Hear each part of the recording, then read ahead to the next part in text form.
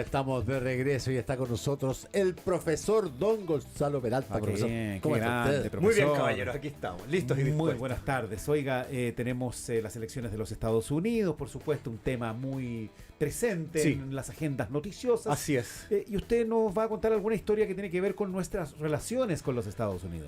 Claro, sí. Hay muchas historias que se pueden No, contar. hay muchas, no Sí, alcanzamos, por supuesto, digamos, ¿no? claro. Podríamos poner la canción de los prisioneros, Latinoamérica es un pueblo del sur de Estados Unidos, para Por ejemplo, amenizar esta clase, ¿no? claro que sí, gran frase. Bueno, a ver, las relaciones entre Chile y Estados Unidos comienzan con la independencia, o un poco antes. Yo diría que hay dos periodos muy claros, que es el siglo XIX y luego del XX hacia acá, en el cual la primera etapa, cuando los Estados Unidos aún no son un país con afanes imperialistas, porque aún no han crecido y no tienen ese poder, son relaciones hasta cierto punto de colaboración. Y ya desde fin del siglo XIX, en cierta fecha que yo diría que es como un giro muy claro, viene una situación ya, diríamos, de subordinación, ¿no?, hacia los Estados Unidos. Yo creo que ahí hay como dos etapas súper claras. Y la primera tiene que ver con nuestra independencia. Y es que desde nuestros próceres, desde antes que empezara el movimiento, se ve a los Estados Unidos como el gran ejemplo a seguir. Porque son un país que ha logrado independizarse de una gran potencia, de un imperio que es el británico, o sea, el imperio más importante entre el 18 y el 19. Y además instala un sistema republicano que es el único en el mundo y es exitosísimo. Entonces, el gran ejemplo. Claro. Más que Francia, que hizo lo suyo en su momento, pero la Revolución Francesa finalmente colapsó, ¿no? Fue derrotada, devoró a sus hijos, derivó en el terror, ¿no? Y luego la restauración, Napoleón, y luego la restauración monárquica. Entonces, en ese sentido, es como un proceso político fallido comparado con el norteamericano, que es muy exitoso, y además con son americanos también, ¿no? Entonces, Claro. es un gran ejemplo. Y eso se difunde en Chile a través del contrabando, ¿no? De los norteamericanos, y en particular, que lo hemos hablado en alguna ocasión, de los buques balleneros, ¿no? Que saturaban estas costas buscando, digamos, el aceite de las ballenas. Y además hacían contrabando, y además hacían contrabando subversivo. Distribuían proclamas y textos relativos a la política, ¿no?, y críticos del Imperio Español. Claro. ¿no? Y Relativos también a la independencia. Exacto, al sistema político norteamericano, al sistema republicano, lo que es una constitución y ese tipo de cosas, ¿no? Claro. Que acá no se conocían bien. Y además, en vista de que, bueno, con mucho ojo, yo diría con una visión de merchandising ya, ¿no? Como la mayoría de los sujetos eran analfabetos, también se entregaban objetos, souvenirs, Ajá. tabaqueras, cajitas de rapé, ¿no? Sí. Peines, espejitos, con imágenes subversivas, como la libertad rompiendo sus cadenas y ese tipo de cosas, ¿no? Entonces fueron haciendo una especie de mercadeo revolucionario al estilo de, no sé, pues de cuando uno aquí en dictadura se distribuían ciertos libros o cierta música, ¿no?, que era considerada subversiva o inapropiada. Y circulaban de mano en mano, cassettes, Sí. ¿no? Ajá. Hemos hablado de los Silvio Rodríguez hechos por Alerce alguna vez, ¿no? Y ese tipo de cosas. Claro, Entonces era algo así. Entonces, en ese sentido, Estados Unidos son un gran ejemplo a seguir. Ah. Y luego ya cuando empieza derechamente el proceso de independencia, son muy activos en colaborar con la independencia americana o hispanoamericana, pero de una manera compleja, porque los norteamericanos tenían una alianza política con España desde la época de su independencia, Sí. porque tenían el enemigo común que era Gran Bretaña. Entonces, en ese sentido, no podían apoyar a estos gobiernos que no había reconocido nadie, que se habían levantado en contra del Imperio Español, que era uno de sus más importantes aliados en Europa. Entonces, para lograr hacer algo al respecto, hacen dos cuestiones. Bueno, tres en realidad. El comercio y el contrabando. La otra, la primera imprenta que llega a Chile es norteamericana, de Boston. Los primeros tipógrafos son norteamericanos, ¿no? La revolución de la imprenta en Chile es gracias a los Estados Unidos. Llega de allá, en el gobierno de José Miguel Carrera. Y lo otro que ocurre en ese mismo periodo, 1811-1812, es que llega el primer representante diplomático extranjero a Chile, que es norteamericano, que es un cónsul. Y lo envían los norteamericanos como un agente encubierto, en vista de que, como tienen esta alianza con los españoles, tiene que ser algo bajo cuerda, ¿no? Y un cónsul se encarga de asuntos económicos comerciales y de atender las necesidades de los residentes del país en el otro donde está destinado. Pero no es un representante diplomático ni que tampoco significa un reconocimiento político. Entonces este es cónsul y es un sujeto que se llama Joel Poinsett. Y él va a ser fundamental en el inicio de nuestra revolución de la independencia. Va a ser un muy cercano a José Miguel Carrera. Nuestro primer reglamento constitucional de 1812, el reglamento provisorio constitucional de 1812, el borrador lo hace Joel Poinsett, el cónsul norteamericano, el que no debe intervenir. Y lo hace inspirado en la Constitución norteamericana. De los Es padres fundadores. Claro, de hecho es muy breve. Ahora es solo un reglamento provisorio. Se piensa que más adelante se va a desarrollar una constitución ya en forma. Pero tiene esa síntesis un poco que tiene la Constitución norteamericana o los textos anglosajones. Pero él agrega en esta carta el habeas corpus, que aquí nadie conocía, que tiene que ver con la defensa de los ciudadanos ante el abuso del Estado, ¿no? Bueno, hasta los 80 eso mucha gente no lo conocía. Bueno, aquí se usó mucho. Ahora, cuando se utilizaba no funcionó, pero luego quedó Claro. como digamos, como un proceso legal que sirvió para luego juzgar a muchos sujetos Sí. que fueron a parar a los tribunales debido a este tipo de procedimientos, Pero ¿no? para la época acá en Chile, acá en el resto de América, eso era una cuestión totalmente revolucionaria. Novísimo, Un novísimo. salto cuántico, digamos. Era muy nuevo. Bueno, nuestro primer congreso que se instaura el año 1811 es el día 4 de julio. Ni más ni menos, ¿no? Pero por casualidad. O sea, más o menos. El Congreso se iba a instalar con una fecha anterior, Ya. como en marzo, Ya, por ahí. ya. Habían llegado, se habían elegido diputados, estaba todo listo, pero vino una reacción conservadora que fue el denominado motín de Figueroa, que terminó a cañonazo en la Plaza de Armas, y eso postergó, ¿no?, la fecha de inauguración por motivo de eso. Entonces se corrió un tiempo, pero se escogió el 4 de julio por motivos que tenían que ver con el vínculo con Estados Unidos. Bien. El 4 de julio siguiente, de 1812, cuando ya estaba Poinsett acá, organiza una gran festividad en lo que es ahora el Museo de Arte Precolombino. Y esa mañana Santiago amanece embanderado, con banderas norteamericanas y chilenas de la Patria Vieja amarradas en todas las esquinas. Entonces, en ese sentido, la presencia norteamericana es muy potente al inicio. Por lo que me está contando, estaríamos como en la misma calidad que Puerto Rico y Guam, digamos, estados libremente asociados. Claro, pero no les daba, porque en esa época Estados Unidos no tenía ese poder y nosotros estábamos muy lejos. Claro. Entonces, a lo que mandan a Poinsett primero es informar, porque no tenían idea de lo que estaba pasando acá y lo que les llegaba era el embajador español, que evidentemente tiraba hacia su lado, ¿no? Bueno, Y lo no, otro, comercial, ver el comercio, porque lo que más le interesaba a los Estados Unidos es que con la salida de los españoles aquí iba a quedar un mercado enorme que más valía aprovechar. Pero la élite chilena, entre los cuales había, digamos, quienes fueron protagonistas también del proceso de independencia, miraba más a Estados Unidos con admiración que a Europa, por ejemplo, Bueno, en ese momento. un sector de la élite chilena... Carrera. Carrera. Sí, Y los que, era evidente, ¿no? los que en ese periodo de la Patria Vieja eran, diría yo, los más radicales. Los que estaban por llevar adelante un proceso revolucionario más radical y más veloz. Ah. Carrera piensa en 1812 proclamar la independencia. O sea, estaba así de acelerado. Claro. Ese era el bando de Poinsett. De hecho, cuando Poinsett es enviado a Chile, y aquí se hace como el agreement, ¿no?, había sujetos que no querían que viniera, que eran aquellos más cercanos a los intereses españoles, ¿no? Y ahí había no pocos comerciantes, porque aún se seguía comerciando Claro, en España. claro. Entonces hay temas de toda índole. Viajar a Estados Unidos era Patriotismo comercial se llamaría eso. Sí. viajar a Estados Unidos era una cosa muy extraña en ese tiempo para, digamos, que Era inusual, que era podían- inusual, sí. A ver, bueno, Poinsett es el gran mediador de los conflictos al interior de la familia Carrera. Poinsett participa en las campañas militares de la Patria Vieja. Está en el sitio de Chillán. Y como era un militar entrenado, él había estado en West Point. Y aquí eran todos como patrones a caballo. Sabía artillería. Entonces él hacía los croquis y los levantamientos de mapa y situaba la artillería en los lugares donde podía O sea, causar más daño. O sea, jugó un rol importante en la independencia. Absolutamente. Fue muy importante, Sí, importante. Y ha sido un poco subvalorado por la historia. No se conoce Pero, mucho a pero Poinsett. por lo que... A ver, el hombre... Usted era- no es primera vez que habla de Poinsett y a mí me llama la atención porque con todo lo que nos ha contado es un personaje súper relevante porque Muy ilumina importante. de alguna manera a los que finalmente toman este tipo de Claro, iniciativa. el ¿no? problema con Poinsett es que fue aliado de Carrera y con la calle Carrera cae. Exactamente.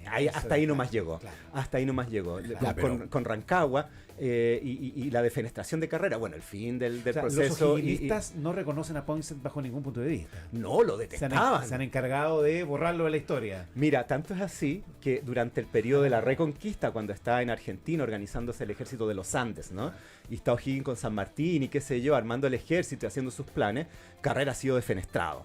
y se va a Buenos Aires. Y en Buenos Aires ve que no tiene destino porque todo está en su contra. ¿Y dónde se va? A Estados Unidos. Y en Estados Unidos que lo recibe Joel Poinsett. Y lo presenta al presidente Madison.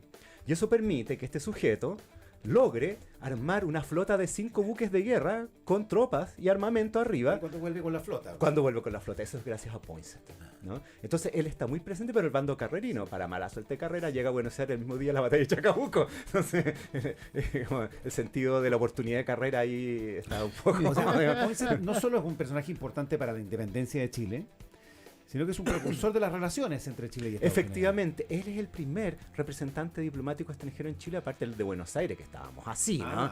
O sea, obvio, es claro.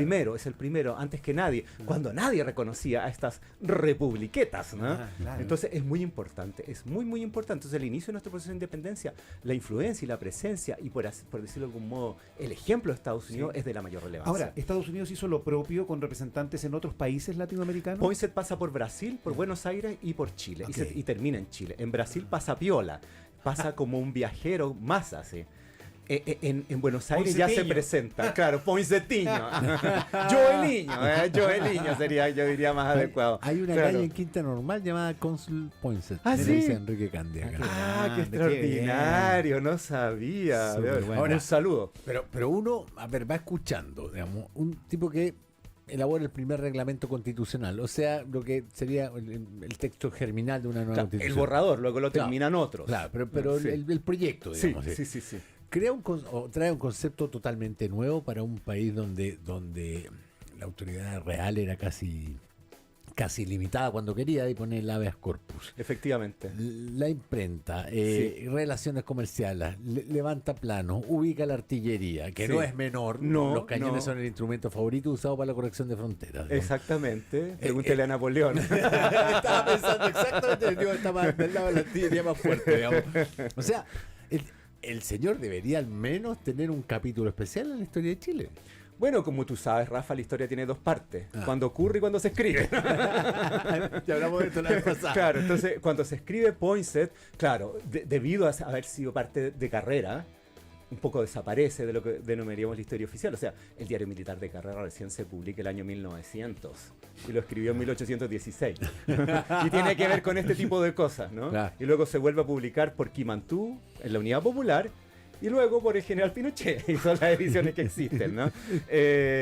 Entonces tiene que ver con eso, él fue del bando perdedor, Claro. ¿no? Entonces ahí quedó nomás, y era incómodo para los otros bandos, para el bando higuinista, y bueno, y para que se El los poder de olvide. la victoria se encarga de olvidar a los vencidos. Sí, sí. ¿Qué fue así de él es. después de pasar por Chile? Bueno, él vuelve a Estados Unidos y hace carrera allá, y una carrera muy interesante. Él es parlamentario, diplomático, es muy exitoso. En Estados Unidos es se le una figura considera muy bien. importante de la, Es una política- de la figura historia. Él era un sujeto dentro de la política norteamericana más bien de izquierda, era un liberal democrático. Ajá. Esa era su posición. Ya. ¿no?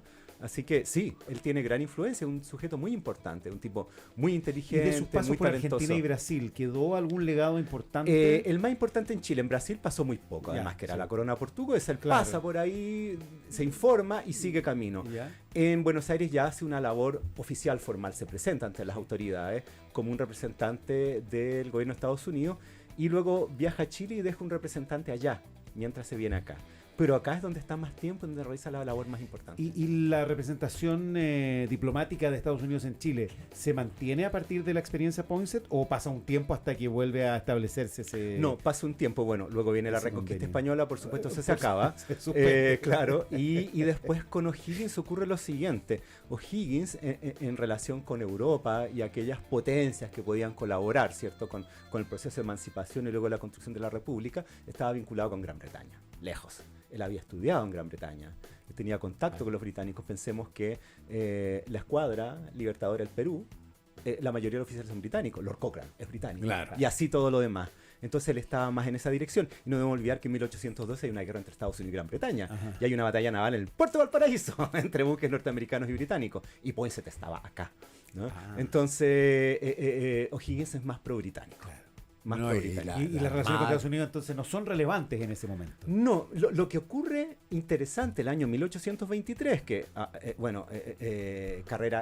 O'Higgins cae en febrero de 1823, pero el año 1823, el presidente Monroe y su secretario de Estado, John Adams, declaran que hay una nueva política exterior norteamericana que se va a llamar la doctrina Monroe.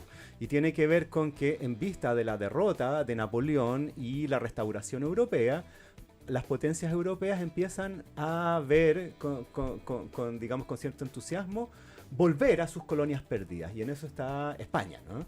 El 23. Entonces ahí los Estados Unidos hacen esta declaración donde dicen que ellos no van a tolerar la intervención de potencias europeas imperialistas en el continente americano porque, y aquí está la frase de oro, América es para los americanos. Y como sabemos, esa frase tiene múltiples interpretaciones. Claro, ¿no? la más extendida es América es para los norteamericanos. Exacto, exacto. Entonces, cuando se hace la primera declaración es más inocente y más panamericanista. De hecho, Simón Bolívar, que aún estaba vivo, la saluda, ¿no? Bien, bien, bien. Ven ahí un apoyo, cualquier apoyo que surge sirve, ¿no? Pero después se va convirtiendo en esto que dice Rafa, América para just for us, ¿no? Y los norteamericanos que no incluyen ni a México ni a Canadá. No. Que también son norteamericanos, pero claro, estaban pero pensando en no. ellos. Y Groenlandia y esas cosas, los esquimales, no, nada de eso. Entonces, ahí ya hay una declaración de lo que va a ser el imperialismo norteamericano, pero esto va a demorar mucho tiempo, debido a que Estados Unidos no tenía la fuerza para expandirse como lo va a hacer posteriormente, ya en un inicio es la expansión continental, ¿no? El Go West. Claro. De hecho, la discusión actual que hay entre demócratas y republicanos en cuanto a las relaciones exteriores se dice mucho, y es una, digamos, tradición en Estados Unidos, de que los republicanos son más bien aislacionistas y los demócratas son más bien globalistas, ¿no? Bueno, el aislacionismo tiene que ver con esa tradición. O sea, ¿para qué queremos al resto del mundo si nos basta con este tremendo Hoy día continente? llevado al extremo por Donald Trump. Exacto. Y es una tradición que instala George Washington, es muy ilustre. Claro. Pero en una época en que en realidad Estados Unidos no es que no quisiera, sino que no podía. Bueno, por eso el sistema electoral norteamericano es como es. Pues tener un país tan vasto, tan grande, que la única manera de que cada estado, cada organización local mandara a sus electores a Washington era un cómodo viaje, un par de meses arriba de un burro, digamos, hasta llegar a depositar su voto. Ajá. Ahora, que haya perdurado hasta hoy es un poco difícil de entender. Sí, es un sistema complejo y un poco anacrónico, ¿no? Pero que en aquellos días daba cuenta del gran problema de Estados Unidos. No es que no quisiera ser imperialista, es que tenía que consolidar el dominio sobre su propio territorio primero. Exacto, eso es. Y luego empiezan a expandirse hacia el Caribe, ¿no? La primera expansión extracontinental es el Caribe. Claro. Y ahí nos volvimos a encontrar, Chile y Estados Unidos. Y ahí hay tres momentos muy interesantes. Uno es la Guerra del Pacífico. Los norteamericanos tenían intereses económicos con Perú. Claro. Y al ver que Chile va ganando la guerra, se empiezan a poner nerviosos y ven que los británicos están apoyando económicamente, ¿cierto? Pues la industria británica, como se instala en la zona salitrera, a Chile. Entonces, en mitad de la guerra, tras la batalla de Tacna y la toma de Arica, los norteamericanos ofrecen sus buenos oficios para mediar en la guerra y llegar a un acuerdo. Claro. Y ponen un buque de guerra frente a Arica, que es el Lackawanna, para que ahí negocien chilenos, bolivianos y peruanos. Pero los norteamericanos le aseguran a Perú y a Bolivia de que Chile va a devolver los territorios de Antofagasta y Tarapacá porque a ellos les conviene que eso ocurra. Y el gran impulsor de ese tipo de negociaciones es el entonces secretario de Estado, Mr. Blaine. Y esta negociación fracasa porque es muy torpe y porque Chile en ningún caso estaba dispuesto a ceder esos territorios, menos cuando estaba ganando la guerra, ¿no? Evidente. De hecho, cuando se toma Lima, estas negociaciones fracasan, sigue la guerra, se toma Lima y Chile instala un gobierno peruano títere, que es el de García Calderón en la Magdalena. Y García Calderón se pasa a varios pueblos y le ofrece al gobierno norteamericano una base naval en la costa peruana. Bueno, y Chile se entera y ocupa inmediatamente el lugar.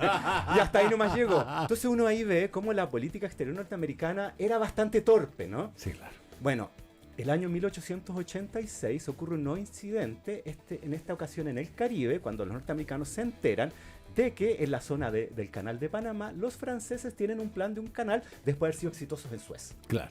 Entonces, este es un problema.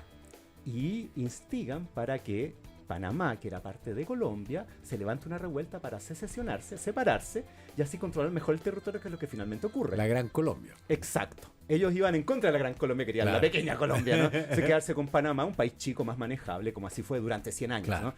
Bueno, ahí está esa sublevación y Colombia pide ayuda. ¿Y quién manda ayuda? Chile. El año 1886, Domingo Santa María envía un buque, que es el crucero reforzado Esmeralda, que era el buque más poderoso de todo el Pacífico. Y los norteamericanos habían desembarcado sus Marines en Colón y llegan los chilenos por el lado de Ciudad de Panamá, por el Pacífico. A apoyar la decisión de Panamá. A apoyar a Colombia la para evitar la integridad decisión de Colombia, Panamá. La integridad territorial de Colombia. Exacto. Y los gringos se retiran. Con Toma. la cola entre las Ah, piernas, ah. porque no tenían buques que pudieran Para hacerle enfrentar a la la Esmeralda. pelea A la a este Esmeralda. crucero. ¿Qué te parece? Que no es la Esmeralda que se hunde, sino que es un crucero Sí, sí, sí. novísimo. De hecho, uno ve la fotografía y es bien Claro, imponente. la nueva Esmeralda. Bueno, es uno de los motivos que los norteamericanos digan nosotros necesitamos un poder naval, que no tenían, Claro, ¿no? Y es el inicio de la gran construcción del poder naval norteamericano. Ah. Se da con la cola entre las piernas. 5 años después, 1891, con la victoria del bando del Congreso en la Guerra Civil Norteamericana, en octubre del 91, un buque norteamericano de guerra, el Baltimore, ya un buque contundente, han construido buques de guerra bien impresionantes y bien poderosos, desembarca la marinería en Valparaíso, que lleva meses embarcada, y se van a un bar que se llama True Blue. Acá alguien lo está diciendo. Y- Atenta al bar True Blue en Valparaíso, dice Jorge Garati. Exacto. Y ahí hay una gresca, una reyerta, ¿no? Que dirían un incidente diplomático. Sí, porque mueren 2 marineros norteamericanos, y uno es un oficial y el otro un marinero. Y esto queda en manos de la justicia chilena, que finalmente falla de que esta fue una pelea de borrachos. Unos dicen porque un gringo escupió un retrato a Arturo Prat, otro dice que un chileno escupió un gringo. La cosa es que esto termina en una gresca.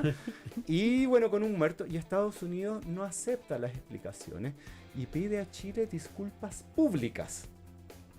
Luego viene el entonces presidente Garfield, si no me equivoco, y da la cuenta anual de los norteamericanos, y en esa da la versión del capitán del Baltimore que echaba toda la culpa a Chile, que este era un gesto de agresión inamistoso en contra del gobierno chileno.